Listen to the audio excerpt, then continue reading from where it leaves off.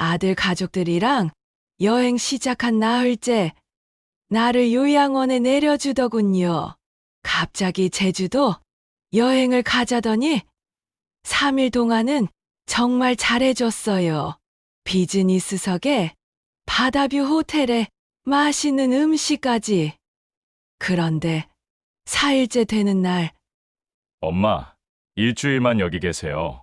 지금부터 할머니가 직접 들려주는 통쾌한 반전 이야기입니다. 안녕하세요.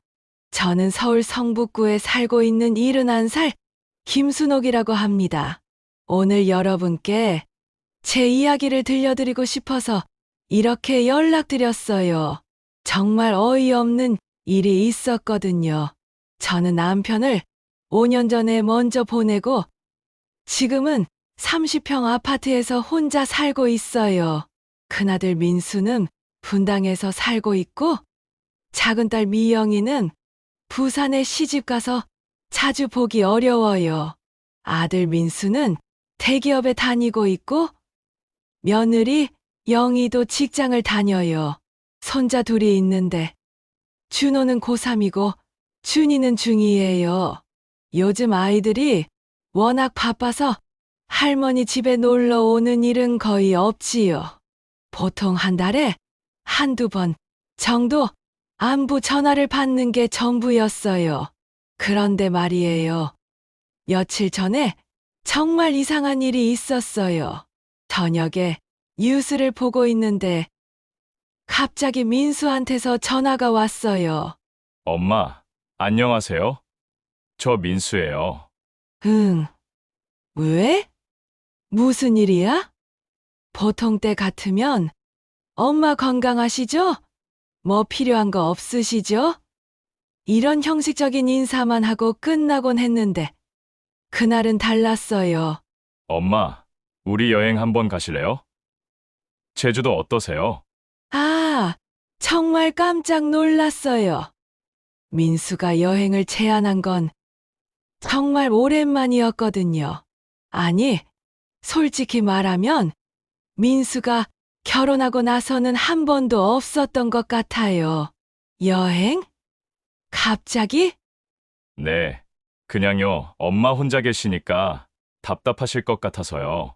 우리 식구들이랑 같이 가서 맛있는 것도 먹고 좋은 데도 구경하고 4박 5일 정도로 여유롭게 다녀와요. 4박 5일이라니요.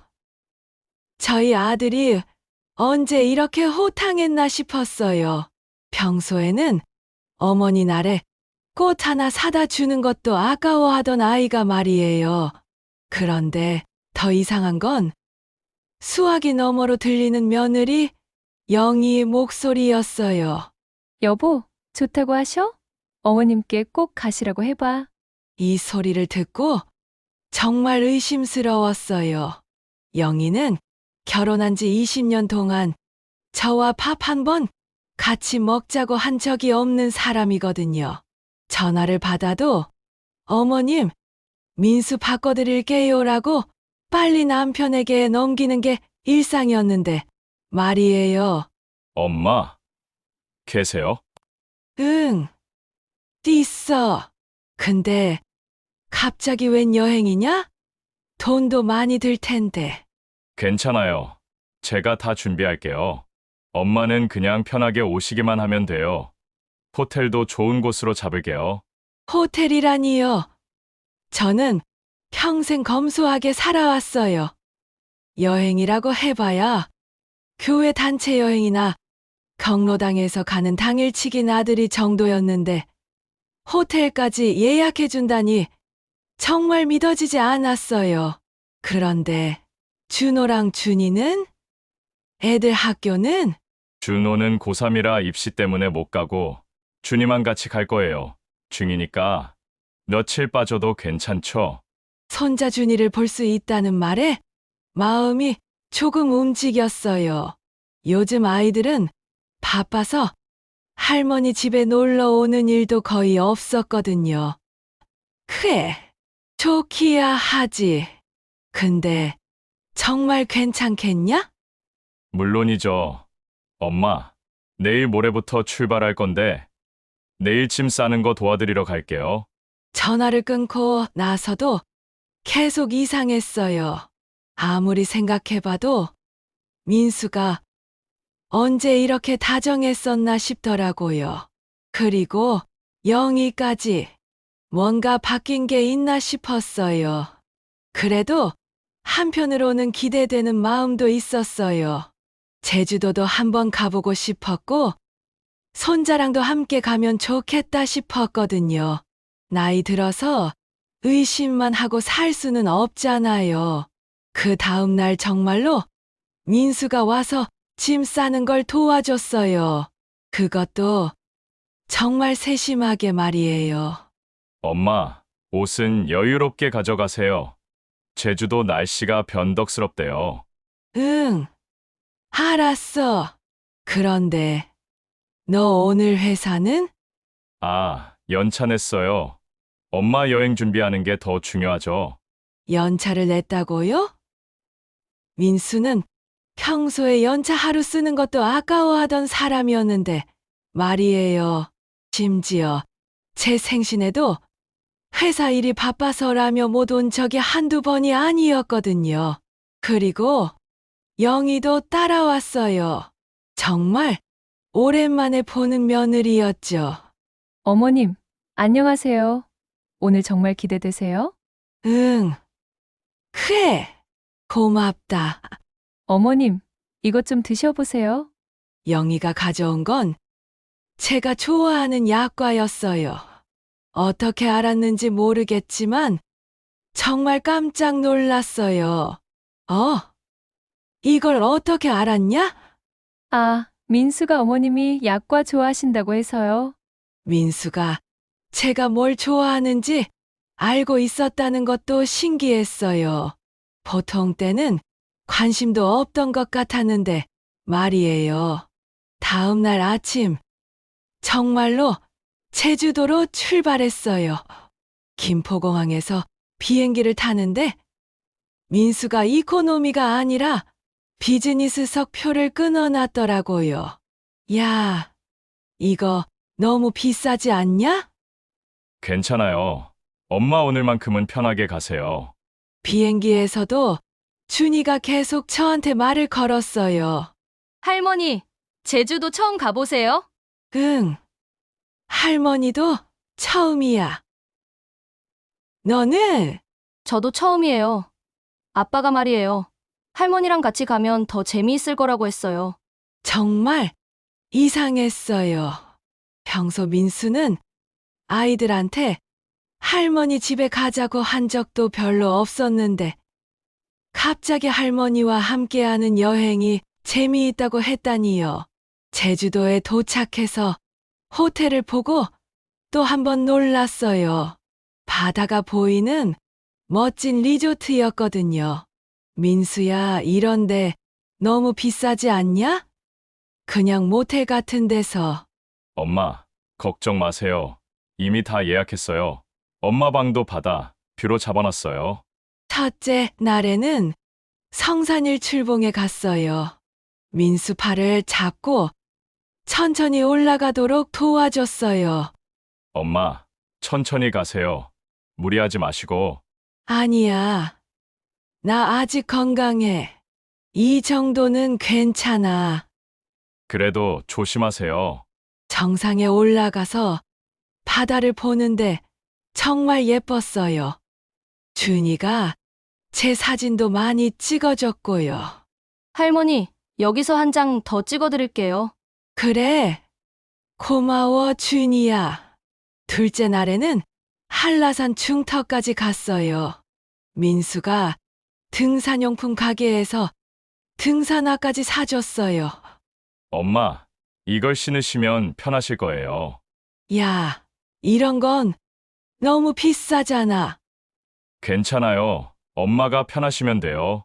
그날 저녁에는 흑돼지 고기를 먹었는데 영희가 계속 제 반찬을 챙겨줬어요.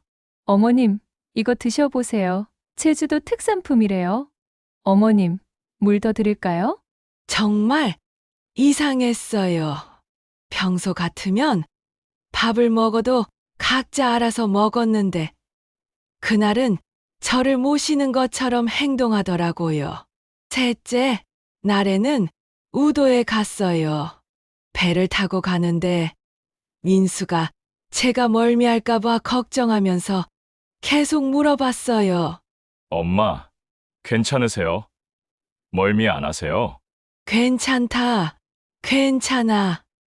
우도에서 신나게 놀았어요. 그날 밤 호텔방에서 혼자 있는데 정말 이상하다는 생각이 들었어요. 3일 동안 이렇게 좋은 대접을 받으니까 기분은 좋았지만 한편으로는 계속 마음에 걸렸거든요. 민수가 언제 이렇게 다정했나? 영희도 왜 이렇게 잘해주지? 뭔가 있는 건 아닐까? 그러면서도 한편으로는 그래도 좋은 게 좋은 거 아닌가? 나이 들어서 의심만 하고 살면 안 되지라는 생각도 들었어요. 그런데 말이에요. 그날 밤에 제가 화장실에 가려고 복도에 나왔는데 민수와 영희가 작은 소리로 이야기하는 게 들렸어요. 여보, 내일 엄마한테 어떻게 말할까? 그냥 자연스럽게 하자. 엄마 기분 좋을 때 말하는 게 좋을 것 같아. 요양원은 괜찮은 곳이지? 응, 알아봤는데 괜찮더라 그리고? 그 다음 말이 안 들렸어요. 하지만 요양원이라는 말만 들어도 가슴이 철렁했죠. 방으로 돌아와서 잠을 못 이뤘어요. 혹시나 했던 생각이 현실이 되는 건 아닌지 정말 걱정됐거든요. 그래도 아직 확실한 건 아니니까 일단 기다려보자 했어요. 내일이면 모든 게 분명해질 테니까요. 넷째, 날 아침이 되었어요. 마지막 날이라고 해서 민수가 일찍 와서 깨웠어요. 엄마, 일어나세요. 오늘 특별한 곳에 가려고요. 어디? 가보시면 알아요. 엄마가 좋아하실 만한 곳이에요. 아침을 먹고 차에 탔는데 가는 방향이 이상했어요. 공항 쪽도 아니고 관광지 같지도 않고. 민수야, 여기가 어디냐? 잠깐만요. 엄마 곧 도착해요. 차가 멈춘 곳을 보고 깜짝 놀랐어요. 평화의 집 요양원이라는 간판이 보이더라고요. 야, 여기가 어디냐? 왜 여기 왔어? 민수가 머뭇거리더니 말했어요. 엄마 사실은 말이에요. 엄마 혼자 사시는 게 너무 걱정돼서요. 여기 좋은 곳이에요. 일주일만 계셔보시면 뭐? 나를 요양원에 넣겠다고? 그런 게 아니라 그냥 일주일만 계셔보세요. 마음에 들면 계시고 안 들면 나오시고. 그때 영희가 나서더라고요. 어머님, 여기 정말 좋대요. 다른 어르신들도 많이 계시고. 프로그램도 좋고. 그동안 집도 정리할 게 있어서요. 집 정리? 네. 그냥 청소도 하고 정돈도 하고. 이미 요양원 원장을 불러놨더라고요. 어쩔 수 없이 들어가게 됐어요. 원장이 방을 보여주면서 설명하더라고요. 어르신, 여기가 어르신 방이고요. 식사 시간은 정해져 있고, 프로그램도 다양해요. 민수가 제게 말했어요. 엄마, 일주일만요. 정말 일주일만 계셔보세요. 괜찮으시면 계속 계시고. 알았어. 일주일만. 솔직히 체념했어요. 어차피 일주일이니까 참고 있다가 나오면 되겠다 싶었거든요. 그렇게 일주일이 지났어요. 요양원 생활은 나쁘지 않았지만 역시 자유롭지 못한 게 답답했어요. 일주일 후에 민수가 찾아왔어요. 그런데 표정이 이상했어요. 엄마, 어떠세요? 괜찮으시죠? 응, 괜찮긴 한데 집에 가고 싶어. 그때 민수가 휴대폰을 꺼냈어요. 엄마, 그게 혹시 집을 누구한테 팔았어요? 뭐? 내가 언제 집을 팔았다고 했어? 그런데 부동산에서 그러는데 우리 집이 한 달 전에 팔렸다고. 그때 저는 웃음이 나왔어요. 아, 그거? 엄마, 진짜 팔았어요? 응, 팔았어. 민수가 얼굴이 하얘지면서 물었어요. 언제요? 너희가 여행 가자고 하기 한 달 전에. 왜 말 안 하셨어요? 말할 필요가 있었나? 내 집인데 내가 팔면 안 돼? 영희도 황급히 달려와서 물었어요. 어머님, 그럼 돈은요? 돈. 내 돈이지. 내가 앞으로 20년 더 살 돈이야. 민수가 당황해서 말했어요. 엄마, 그럼 우리는 어떻게 해요? 뭘 어떻게 해? 너희는 너희 집이 있잖아. 그게 아니라 저희가 계획한 게 무슨 계획? 그제서야 민수가 털어놨어요. 사실 엄마 집을 팔아서 엄마 요양원비도 내고 저희 집 대출도 좀 정리하려고. 아, 그런 계획이었구나. 저는 침대에서 일어나서 짐을 챙기기 시작했어요. 뭐 하세요? 엄마? 집에 가려고. 어느 집에요? 내 새 집 성북구 근처에 작은 집 하나 얻었어. 엄마, 저는 요양원 원장한테 가서 말했어요. 원장님, 일주일 잘 지냈어요. 그런데 이제 제 집으로 가겠어요. 어르신, 괜찮으시겠어요? 네. 저는 아직 멀쩡해요. 치매도 없고 거동도 자유로우니까요. 민수가 따라와서 말했어요. 엄마, 그럼 공항까지라도. 됐어. 나 혼자 갈 수 있어. 71살이지 171살이 아니야. 엄마, 새 집 주소라도. 그건 말 안 해줄 거야. 혹시나 해서 엄마, 죄송해요. 사과는 됐고, 앞으로는 진짜 효자가 되고 싶으면 진심으로 해. 3일 동안 여행은 재미있었어. 고마워. 그런데 이제 나는 내 인생을 살 거야. 택시를 불러서 제주공항으로 갔어요. 혼자서 비행기 표도 사고 서울행 비행기에 올랐어요. 비행기에서 창밖을 보면서 생각했어요. 이제 정말 자유구나. 그 순간 정말 속 시원했어요. 제가 한 수 위였다는 걸 보여줬거든요.